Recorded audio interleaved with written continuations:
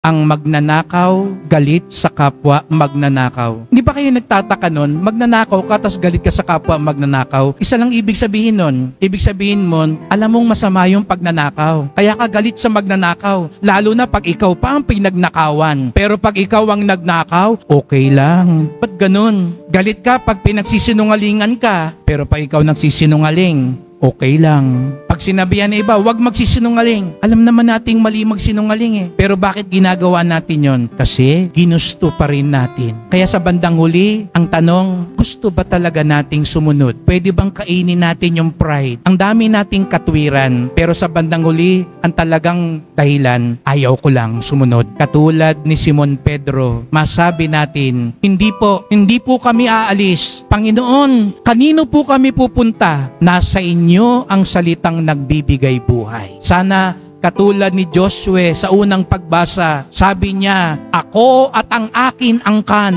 sa Panginoon lamang maglilingkod. Hindi po kami kakalas, Panginoon. Kahit mahirap, kahit na minsan parang hindi ko maintindihan, kahit na parang ayaw kong sundin, hindi ako aalis, Panginoon. Sapagkat ako'y tunay mong alagad, ako'y tunay mong lingkod, ako'y tunay na mananalig sa iyo. Sana mga kapatid, ganun din ang ating maging tugon kay Jesus Nazareno.